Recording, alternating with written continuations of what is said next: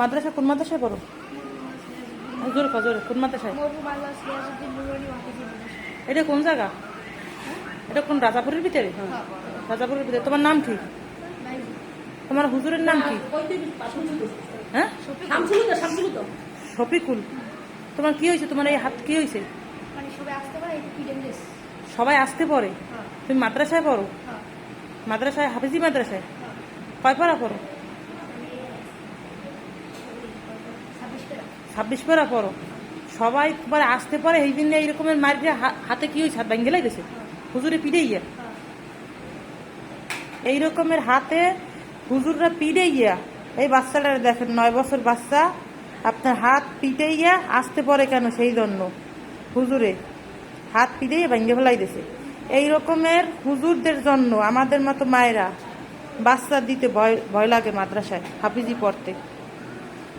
হুজুরের নাম কি? শফিকুল। শফিকুল। আর মাদ্রাসার নাম কি? হ্যাঁ, মরহুম আলহাজ সিরাজউদ্দিন, নিয়াজউদ্দিন, নিয়াজউদ্দিন মাদ্রাসা। আপনার এটা রাজাপুরের ভিতরে। এই বাচ্চাটারে হুজুরে পিঠে গিয়ে আপনার হাত ভাঙ্গে দিয়েছে, কারণ হুজুরে বাচ্চাটা আসতে পরে কেন? সেই জন্য কুরআন আসতে পরে কেন? সেই জন্য।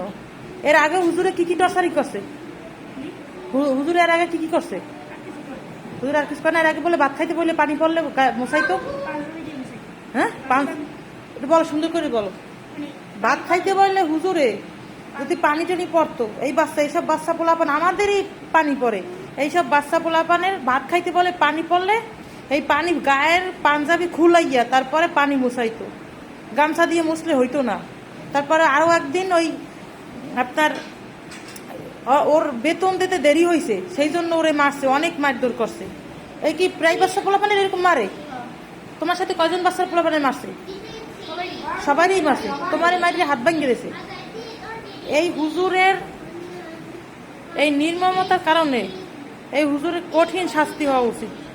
আপনারা যে যেখানে আছেন ভিডিওটা দেখবেন এবং শেয়ার করে দেবেন।